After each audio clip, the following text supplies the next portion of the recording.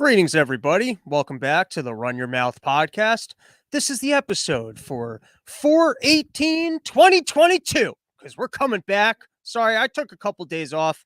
What can I say? Sometimes you get real stressed out in life, and then you just got to take a couple days to jerk off at home. You take a couple days, you stress eat, you eat a bunch of food, you rotate in some random clips on YouTube, you jerk off a whole bunch, and then you refine your center, you refine your spirituality, your growth, everything that motivates you to keep on going. Or it's more like at some point you're like, I don't think I can do this anymore days. I better get back to briefing because otherwise my penis is going to come off clean. I don't know if you can really tear me. You got to really go to the gym, work on your biceps. This isn't what anyone wants to hear about at the top of the show, but I will say I never watched The Sopranos. I don't know if you guys have watched The Sopranos. Maybe that's your favorite show. Maybe every single weekend you recap the best moments. I sometimes will binge watch just random Sopranos clips. YouTube's become, because I don't know if you guys do this. I don't have a television in my apartment, and I like to think of myself, look how wonderful I am. I'm one of these people. I don't have it. But then instead of channel surfing, I'll do what's an even worse ADD version of channel surfing, which is I will just skip through random scenes from TV shows that I've never even seen. So like I'll just watch all the hits in a Sopranos or all the scenes where just people are getting mad. Like I've watched a lot of random scenes from The Sopranos without any storyline or context whatsoever. I just watched the good moments. It's like getting straight to the cum shots. I don't know why I had to compare that to porn. There was no porn comparison there. I've already started the show. I've made the jerk off jokes. Everybody gets it. Everyone understands it. There's no reason for that.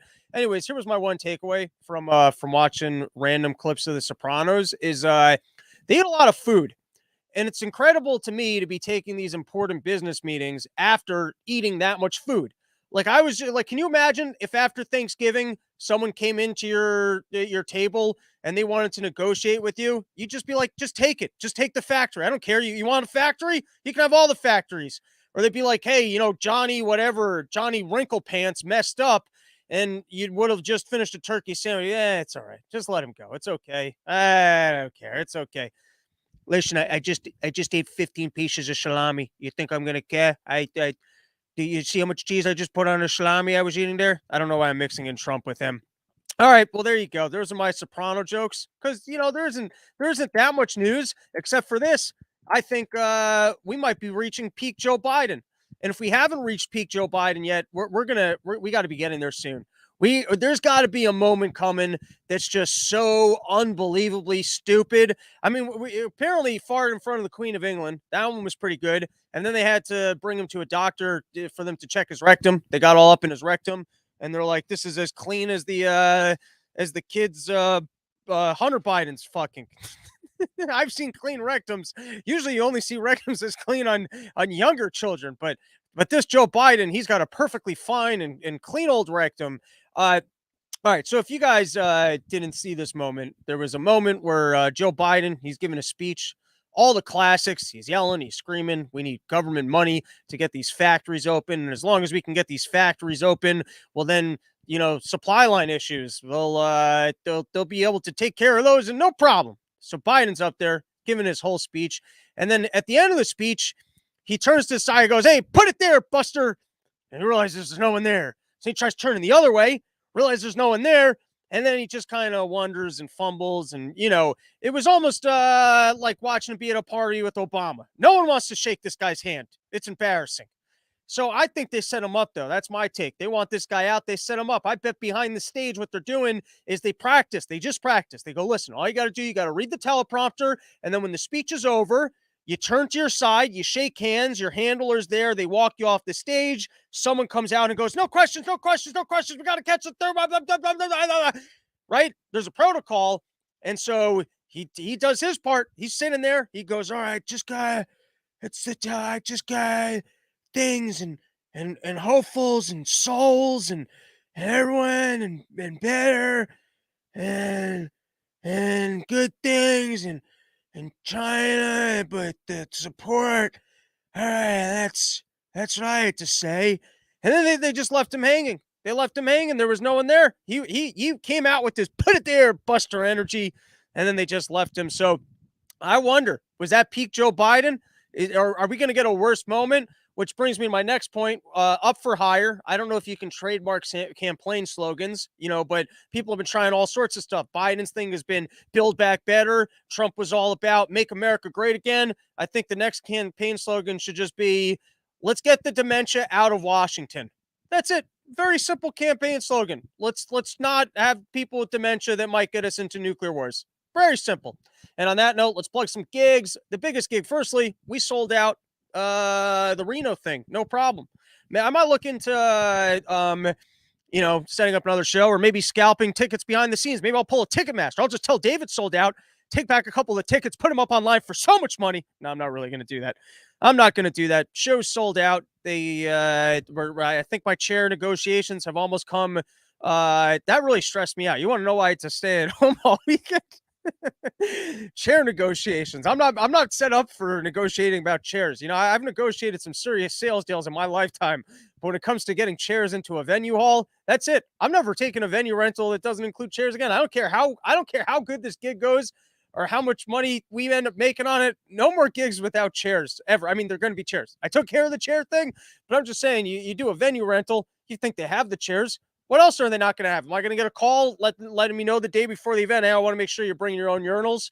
The women, we've got hay for them. There's a barn, so the women are all set. But for the men, you're probably going to want some urinals at this establishment.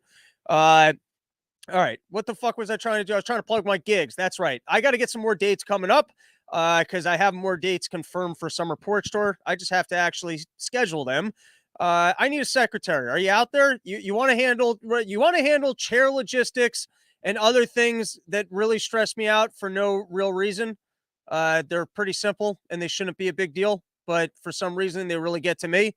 Do you want to take on that task? I don't know why I'm praying to the Lord on this one. I'm praying to the Lord that some listener heeds this call and goes, sure, I'll take care of all those things. Anyways, we're going back.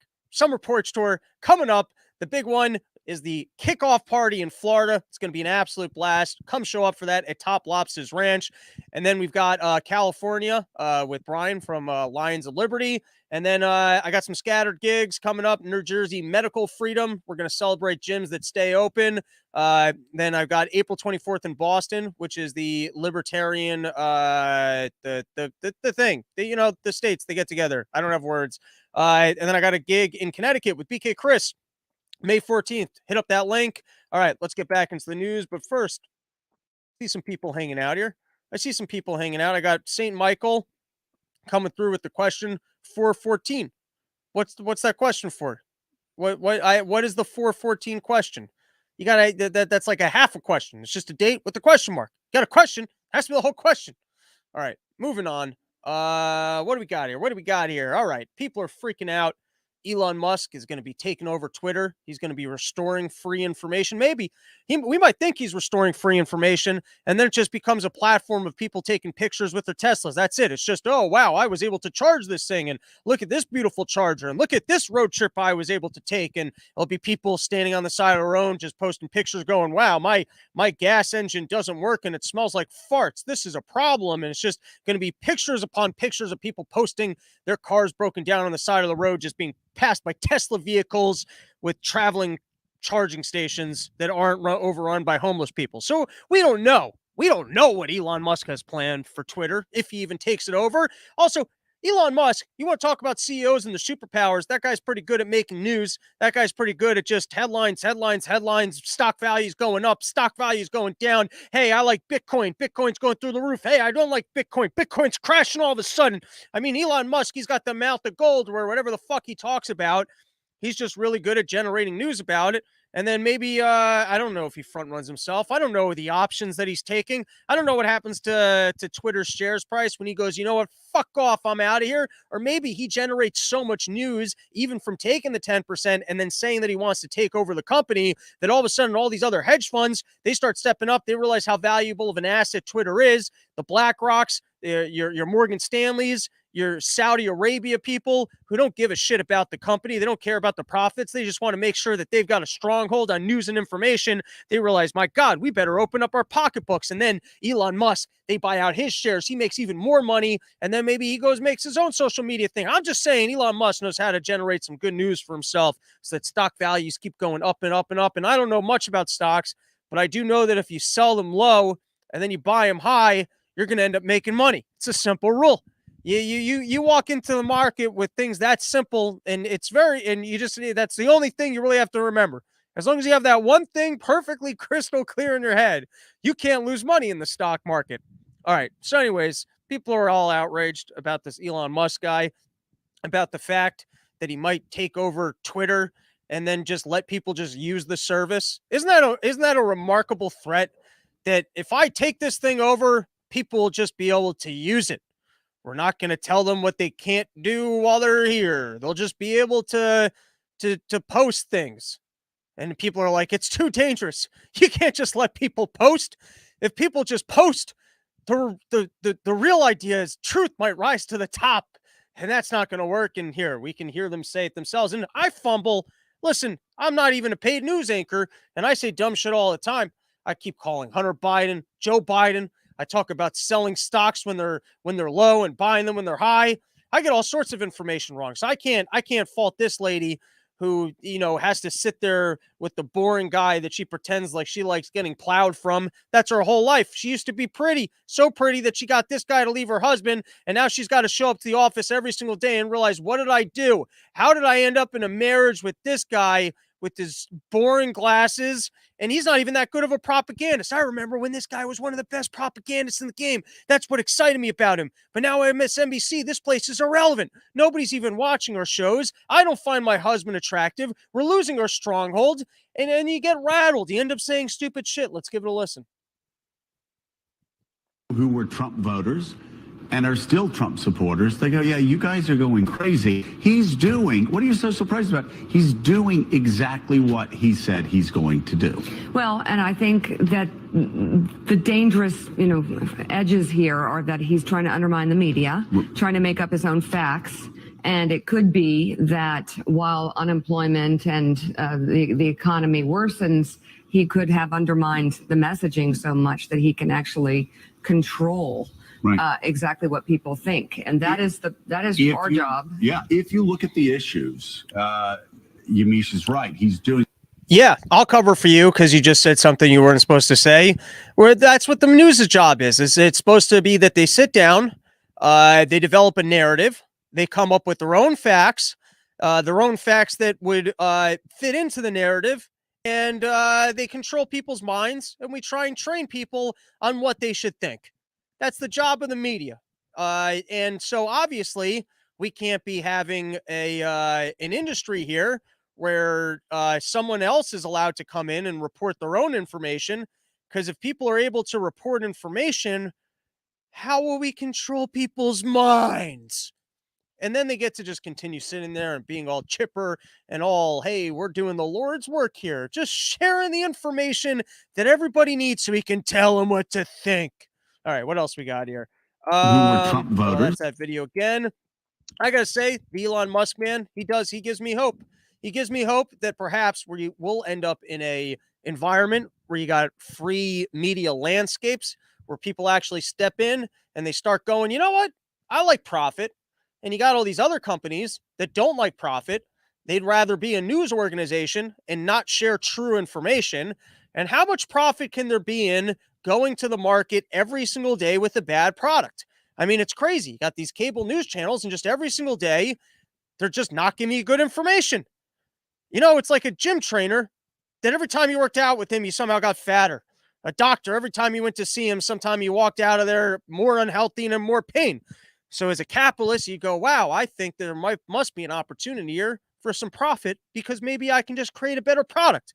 And so if someone like Elon Musk actually steps in, and he doesn't just turn Twitter into a place for talking about how great your electric vehicles are, but maybe he actually steps in, he creates a real marketplace for ideas, news, and information, maybe there'll be work for people like me.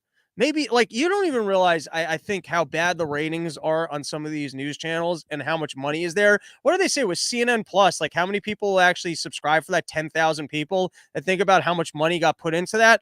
So who knows? Maybe they start all of a sudden realizing, hey, we need people that are actually right about this information. Is there a track record of individuals who, even out of their own living room without a research department, managed to be right on COVID, managed to be right on Russia collusion, managed to basically get every single topic right because it was all obvious and they were just being honest. And then maybe there'll be jobs for all of us, which give me some hope. So we'll see how this Elon Musk thing plays out. Hopefully, he just creates his own company, like a new Twitter, and he tells them just to go fuck themselves because that would be way cooler. I mean, do we would like what would need to happen for us all to end up on a new social media platform? Like at some point we ended up on Facebook, at some point we ended up on Instagram, at some point we ended up on TikTok. You just need something that's kind of, I guess, better, and enough people start using it. Maybe here's what he could do. Maybe he could offer straight up money for people to sign up. I mean, how many people are active on that can't work? Well, I don't know. At 50, if he's putting $50 billion, like what's a community of people actually using your platform that you could just pay people directly for signing up? I'd have to sit down and do some math on that. All right, let's move on. Got a couple more news stories here. Next one is Florida says it rejected math textbooks for referring to critical race theory. Once again, this is from Axios. This is, let's read the headline once more. Florida says it's rejected math textbooks for referencing to critical race theory. And how does a math textbook have CRC in it? It's questions like, let's say a train is headed to Philadelphia. There's 150 people on the train, and the wind is blowing from the east. How guilty should you feel about black people? Another news article, you got CVS. It's going to start offering mental health services, which of course will be available as long as you call ahead and then you wait in line and then you find out that they weren't able to process your order. And then the insurance company, they couldn't get them on the phone. So then you're going to have to go home and then call ahead and then they'll confirm that you have the appointment. You show up again. All of a sudden you find out they don't have the appointment. Next thing you know, you're in the aisles. You're eating all the candy. You're eating all the candy because the candy's there and you're supposed to see a health service provider. Health service provider isn't even there. That's got to be the worst place to try and see a shrink. I mean, I don't like seeing shrinks as it is. I'm perfectly comfortable yelling in my living room, wearing hats from bodegas called the Come and Go, which, if you're not familiar with the Come and Go, that's only where you were conceived. Go ask your mom about it. She knows about the Come and Go because she's a filthy slut. Moving on. China has, it's fully implementing its policy of zero COVID, maximum death. That's China's newest thing. They're like, we're so committed to no COVID. We don't care how much death we have to throw at this situation. We're not going to have any COVID. And I wish that they kind of blasted all of what's going on because who really knows? I've seen one video, which is the most disturbing thing I've seen in my entire life, which was people yelling out a bill. That shit is so fucking eerie. It is imprinted in my brain. I'm out there now doing research on canned goods and how I can kill my neighbors if they try and take them. That's how affected I was by that thing. I was so affected. I was like, someone should help those people, but it's not me because I don't really know where Shanghai is. I don't know how you get in touch with those people. I don't know how you get them. Like, is anyone trying to get food to the people of Shanghai? Because maybe that's the way that we could Bugs Bunny this, where we send so many resources into China and then we get footage of it and then they have to admit that they didn't actually have resources. Maybe that's how we help out in the world. It's like Bugs Bunny charitable causes to make communist regimes look bad. Maybe there's something there. But anyways, I was trying to focus on canned goods. Dude, I experimented with eating canned chicken the other day. Ever eat canned chicken? Maybe this is me showing off my white Connecticut privilege, but that shit is disgusting. I mean, canned tuna is fine. Maybe it's because I've never like just straightened up eating canned tuna. Like you just you mix it with stuff and then you put it on a sandwich and then you pretend like it didn't just come out of a can. But I realized I better start figuring out what canned goods I might be, because I put it this way. Would you rather have $1,500 or 3 months worth of canned goods inside your closet? I'm thinking I might prefer 3 months worth of canned goods. I'm actually thinking of a 6-month supply. Now I'm starting to think, well, first I was thinking about chest freezer, and then I just realized that's not going to work for me. I can't maintain inventory. I already have like beef in my freezer that's been there for a year that I'm never going to eat because I don't know how long it's been there for. And sure, can you just write dates on it? Yeah, you could do that, but I'm not going to do that. And that's why it's not going to work. Well, you get a chest freezer, maximum amount of time you can freeze things for is for 3 months. And so what? You got to be in a constant, like now you got a new job, which is eating things out of your chest freezer before it goes bad. And then things, this is how lazy I am. You know what they never price into cooking at home is when you become so lazy that you don't even clean, like that you end up throwing out whole appliances. I threw out an entire crock pot last week because it had been sitting in my fridge for over a month.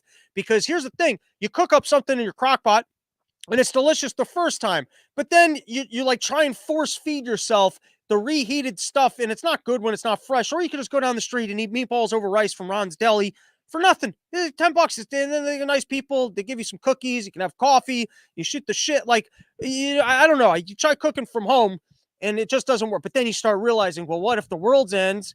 And all of a sudden, my meatball places aren't available. I'm going to have to figure out. And then, but canned goods are kind of gross. You start figuring, like, well, what kind of how many canned goods would I need for any given day? How much of this shit can I experiment with canned chicken? I mean, I'm going to try it again, but that shit just straight up out of a can. I felt like a fucking cat. I mean, I might have been eating cat food for all I know. What's the consensus on canned chicken? Have you guys ever delved into that world? What the fuck? Oh yeah, and then you start realizing, well, even if I have all the canned goods, what am I going to be, the one person walking around outside with energy because I'm eating? And then everyone realizes, hey, that guy's clearly got food. And then you try and be like, no, I was really fat before this thing started. This is just me skinny because my body's managed to go into ketosis and it's just burning all this stuff. You got to like get Photoshop pictures of you before everyone started going hungry, of going, no, look how fat I was. I was a big chubby motherfucker. And now this is me. I'm living my best life. But 2 more months of this, I'm going to be looking like you guys. Right. I was trying to talk about what's going on. Yeah. I mean, this is a lesson in communism and central planning and governments. And anyone like look at how weird China is and just being like, what, maybe we shouldn't have had free trade with them. I mean, I'm all for free trade. Maybe I got to go back and do a little bit more of my homework on the values of free trade and just how bad things would be here if we weren't getting all these goods and services from China, and what inflation would look like and how I can only afford my lifestyle because of the cheap labor that exists over there. Maybe I'm lacking my insight, or maybe I'm lacking my insight about how much more miserable those people's lives would be if it wasn't for the fact that those factories have been open and we're able to buy shit from them. But just isn't the Chinese, like, just the thought of them becoming strong, and maybe they're going to collapse. Maybe that's the other story, is that they're on a path towards self-destruction, kind of like the the Soviet Union, that they moved all these people from from the villages into factories, and the central planning does have a burst of efficiency, but it's a growth engine towards nowhere, and it can't work forever. Except China's, I think, don't they have the capitalist society? This just showcases just how uneducated I am on some topics. So let me go back to what I do know about.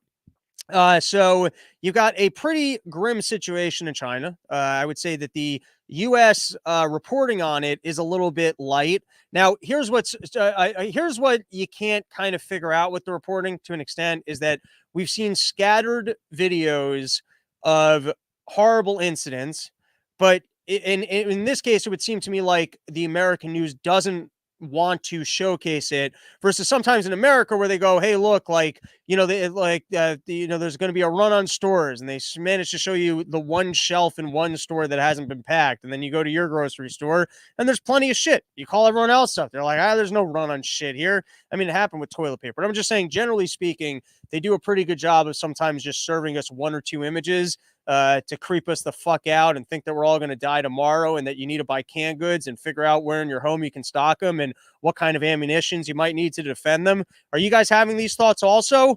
So anyways, this was the headline from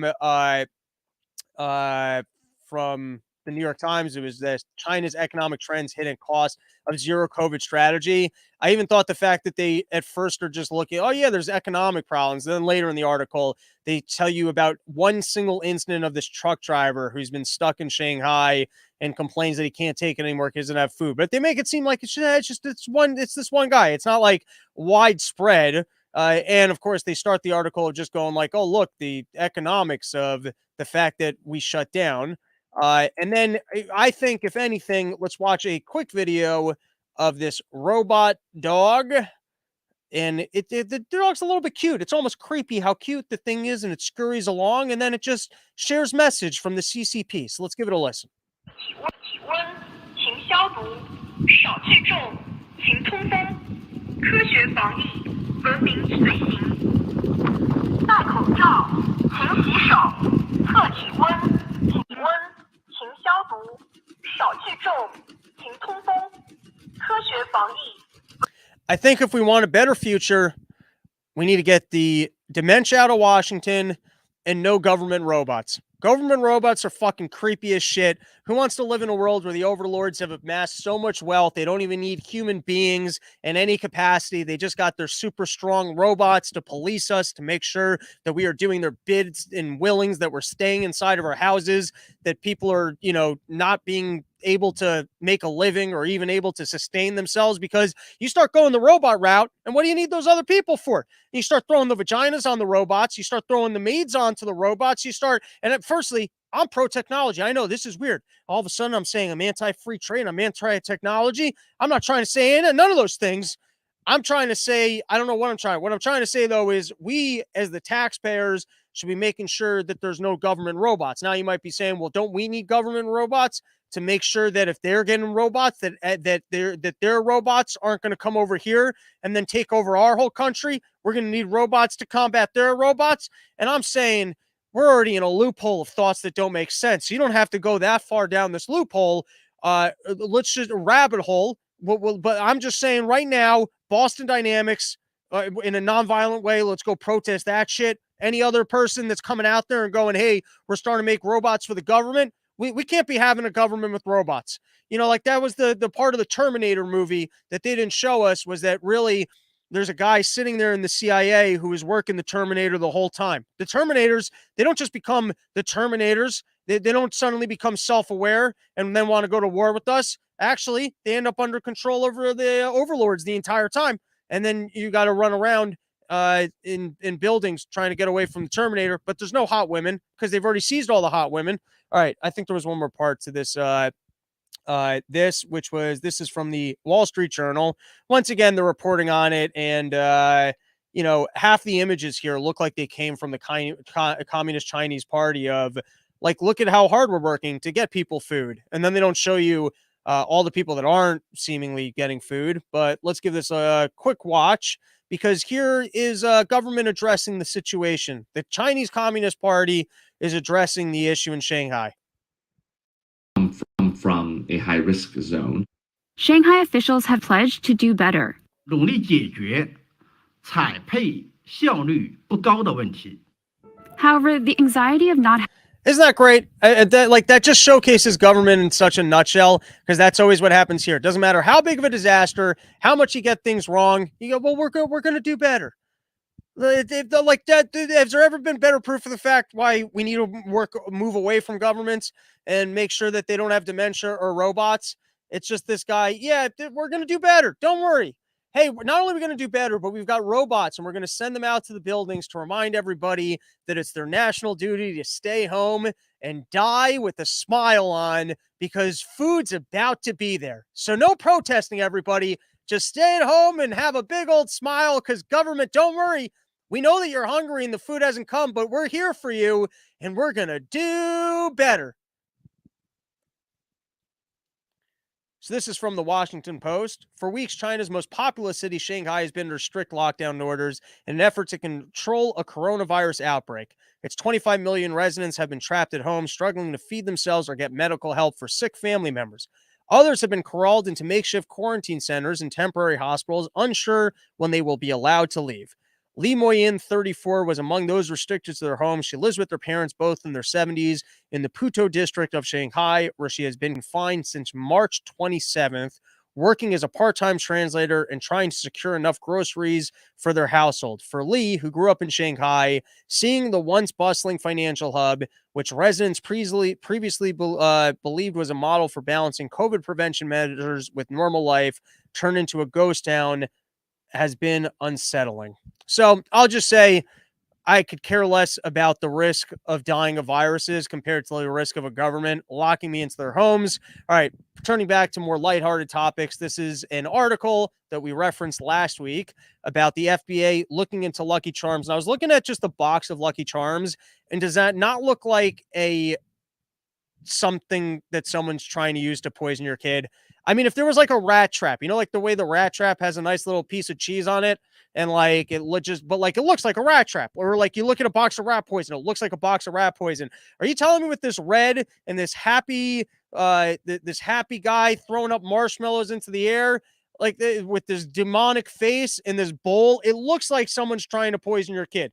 Like if I was trying to make a parody box of something that was supposed to look like kid poison, it would be Lucky Charms. Are there any parents of this show that have kids that they are feeding Lucky Charms to on a daily basis? And if you are, email me, robsnewsroom@gmail.com. And maybe you've got kids and you just like seeing them with that burst of energy in the morning before they run to the school bus. But if there's a parent out there that can defend daily eatings of Lucky Charms, or even a stoner, if there's a stoner out there and you want to come on and defend that Lucky Charms is even one of the better sugar cereals, you know what? We're going to do a shed review of Lucky Charms. That's going on this Thursday in the shed with Mike Nice and Sid Floyd, because sometimes those guys, they got batshit crazy opinions that I don't agree with. I wouldn't be surprised if one of them stepped up and wanted to defend Lucky Charms. Lucky Charms Court. It's happening this Thursday in the shed. If you're out there and you want to be the defender of Lucky Charms, I invite you to show up to the shed, and they've got weed good enough that you might actually sit there and think that Lucky Charms is actually food.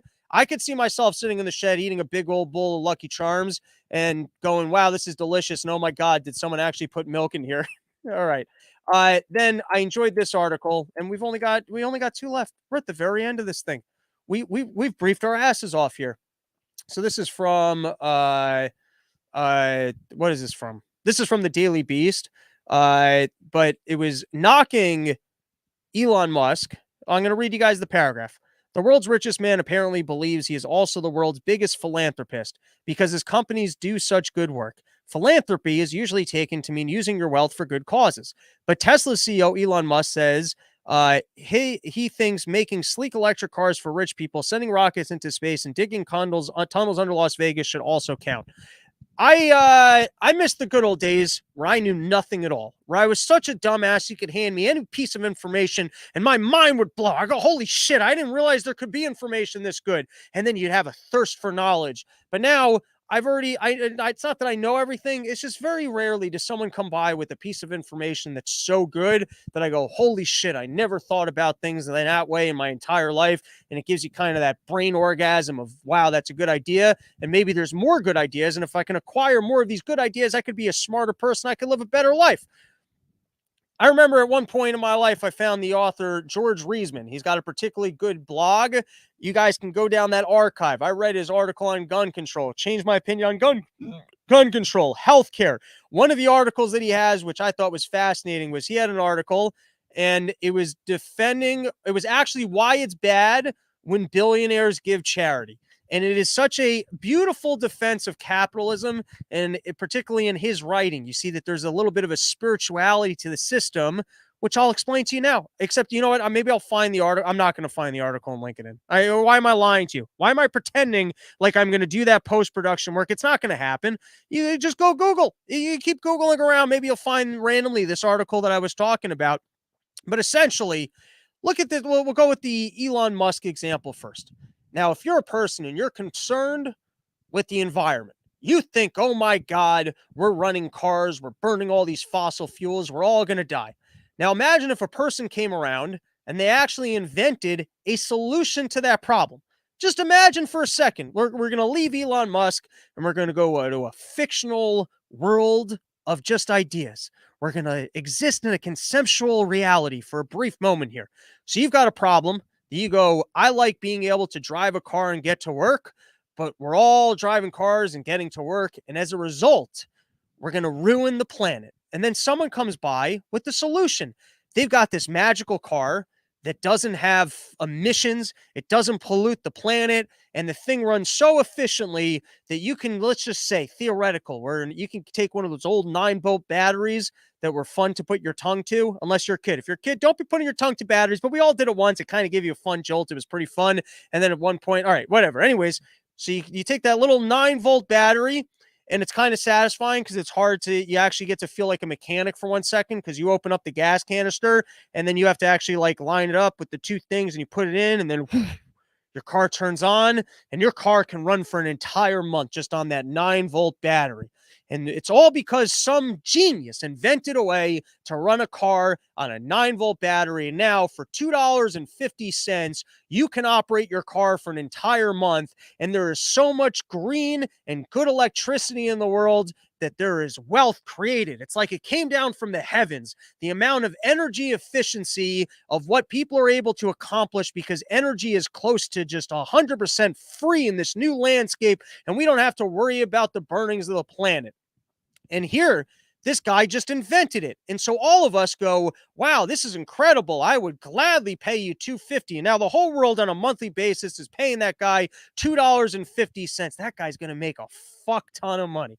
Think about how much money that guy's going to make. And you know why? It's because he provided us with something of value. And now here's what's really incredible about a person being able to invent something of value. If we all give him $2.50 on a monthly basis and he has more money, well, he might take that money and guess what? He might go actually invent the next thing. He might actually have the capital he needs to go out and solve another problem. And then he might be able to anticipate the markets and solve another problem. And now we've got the most capable person in the entire world with the most resources because we handed him the resources. He didn't have to take it from us. That's the problem. When people just take the resources, they didn't have to actually acquire them. They might not be that good at allocating them, right? And then they don't have to do other things that would benefit us. They didn't acquire the resources by providing a service. If you acquire the resources because you give someone something of value, the only way you're going to get more resources if you can provide them something else of value. And guess what? We win when someone, I don't know if I'm explaining this in the best terms. I think you guys get the idea. Maybe I will link in the article. So anyways, in a real capitalist society, billionaires are good. Billionaires mean that they, like, if there's really a free market, a billionaire is only a billionaire because they provided you with something that you needed. They were able to get it to you for a cheaper cost than anyone else. And so you willingly gave them your money. And guess what? With the money that you gave them, you might be providing them with the resources that they could then go solve another problem for you. They might be like think about any market need or something that you need. You think like an Elon Musk or a Jeff Bezos could probably figure out how to get it to you better and more efficiently than government?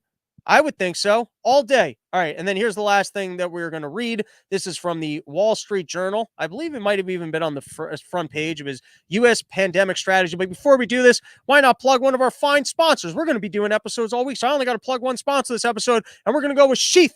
That's what we're going to do because it's the summer season. You're starting to get out there. You're starting to exercise. Your balls are getting all sweaty. They're sticking to your legs. You're trying to go here, and you're like, oh, my God, I can't believe how much my nuts stink. I don't know that I can go to this party. Every time I go to use the urinal and I take my dick out of my pants, I'm just getting a waft of fucking ball reekage. It's like a sewage of sweat party. I don't even just need a shower. I need to see a doctor and get my pH balance because I don't understand. By the way, these aren't my nuts. I just want to be clear. I'm talking about some fictional dude who's got some really stinky nuts, and now he's afraid to leave his house and go to parties because he knows that when he goes to use a urinal, he gets such a waft of his nut reekage that he knows that he's got a problem with his nuts. And so you don't want to be that person who's self-conscious about his stinky nuts. So then you get yourself a pair of sheath underwear and you get your own pouch. And you're in the pouch, you're in cooling fabric. It's absorbing that sweat and it's making it not stinky. You got a pouch for your dick. Everything's working out for you since you got the sheath. And you use promo code RYM, you get 20% off. So go stock up for the summer.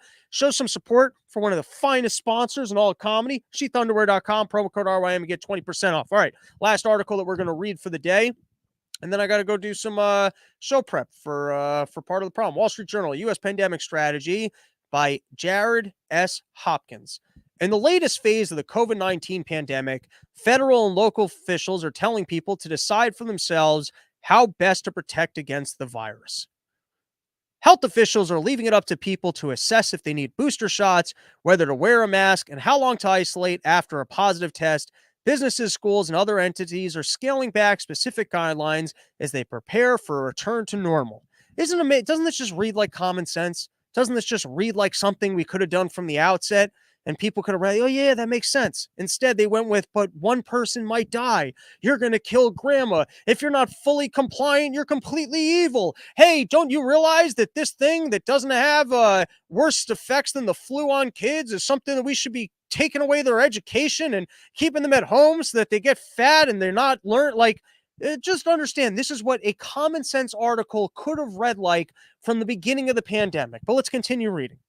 The question of when older adults should get a second vaccine booster is the latest example of the government shifting decisions from broad-based community outreach to personal choice. People 50 years and older can get the additional booster at least 4 months after the first, but health authorities aren't pushing those eligible to get the shots. The actions represent this shift from 2 years ago when government officials responded to the pandemic by shutting down cities, limiting capacity in public places, and mandating social distancing. Then they lacked effective treatments, vaccine, and widespread testing to fight the pandemic. Now, as those tools help dent the worst outcomes as the virus continues to spread, the response is becoming more tailored to people's own health and appetite for risk. And as we shift policies, at a minimum, can you fire Fauci? How is Fauci still in a job? If you're just readily going to admit, hey, we're shifting strategies. Imagine you worked at a hedge fund and they went, all right, we're not going off these models because we've been losing money off these models for the last 2 years. And now we're going back to good old fashioned stock pickers. And we're getting the best from Harvard that are going to manually sit down and crunch numbers and start picking what the best. Then you'd fire the previous guy. How does he elite, like at a fucking minimum? At an absolute minimum, you're not shutting down the CDC. You're not doing an audit. We're not doing an investigation of the pharmaceutical companies. We're just returning to, hey, this is a free country and you should be allowed to make your own decisions. Well, then how come we aren't scaling back the amount of resources that we give to these organizations that have failed us for 2 full years? How do you just get to go, all right, you know what, we're going to make a shift here. How about I'll take my tax dollars back. Whatever amount of tax dollars we're going to the CDC, I'm making my own decisions now. I'll take my money back. Let's all get a little bit of, or let's all start volunteering. Because here's the thing: this is what I was talking about the value thing. We could all voluntarily start giving it to an organization that might actually make good recommendations for us. And guess what? If it started giving us bad recommendations, we would just give the money to somewhere else. Unbelievable! All right, I think that's it for today's episode. I think I've got enough yelling out. Let's take a couple comments and then we'll call it an episode. And there's a bunch of comments here, man. This is lively. It's from St. Michael. Can goods also double as a melee and throw weapon? Imagine that you're trying to protect your building. You realize the only weapons you got is the canned soup. And then every time you throw, you're like, shit, fucking that's the meatballs I was going to eat. Canned meat. St. Michael. Yep. Pulled pork gets boring after second reheat. Agreed. Kelly Calise, canned chicken is disgusting for some reason, but I can eat canned tuna straight out of the can, and I don't even really like fish that much. I also don't like fish. My preference for canned tuna, I like canned tuna in oil, and then I don't use mayonnaise, because mayonnaise is kind of gross. Like, I get that mayonnaise is delicious, but it's also fucking disgusting at the same time. So my move is I like tuna in olive oil, and I throw some hot sauce on there. Marianne Brandon, canned chicken is gross, but some brands are less gross than others. Well, spill the beans. What are the less gross brands?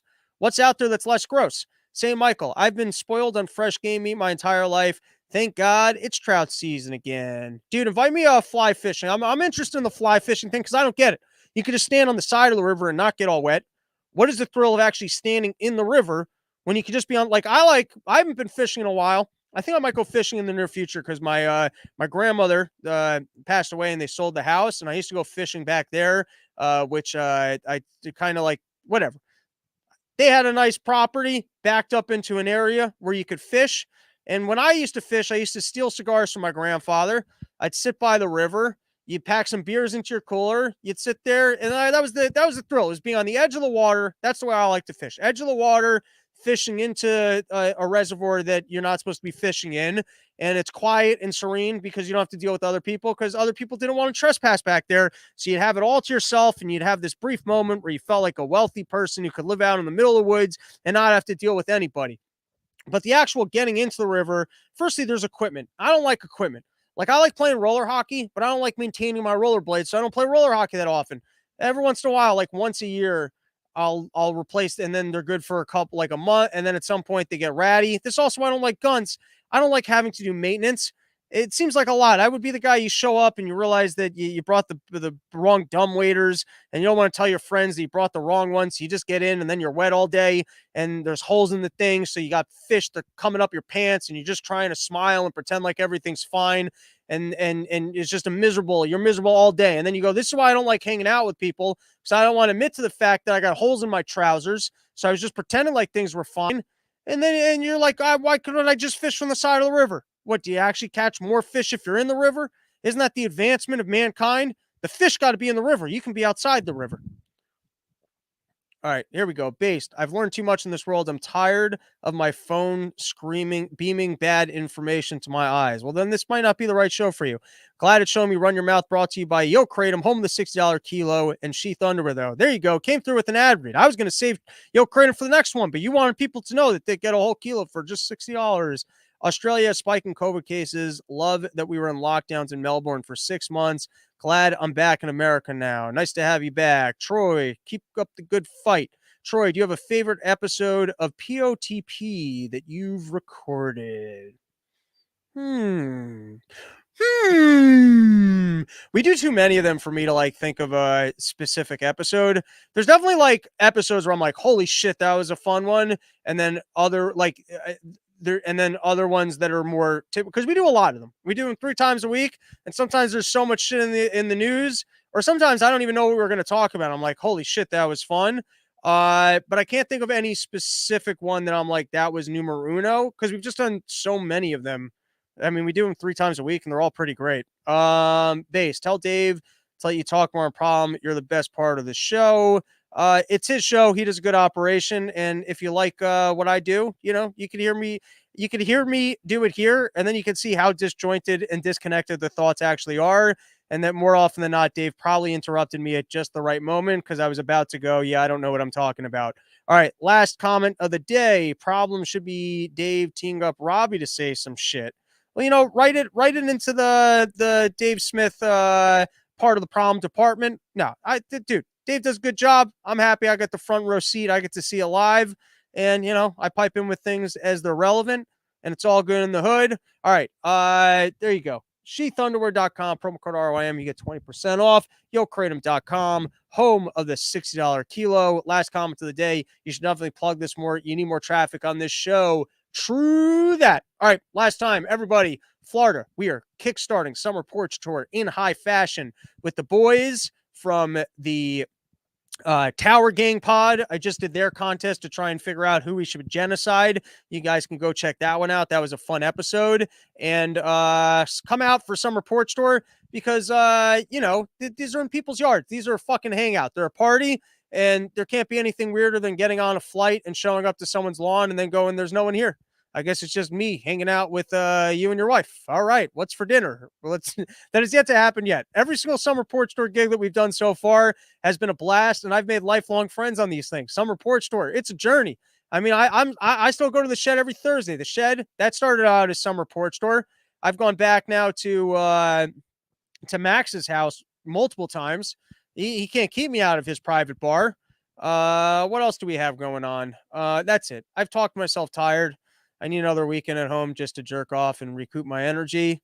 Tell your mom that she should go back to the Come and Go and conceive more kids, because you're a great child and you've done so much good in the world. If she could just go to the Come and Go more often, we could have more people like you in the world, and then everyone would be a fan of freedom. And that's our episode. Thanks so much for joining.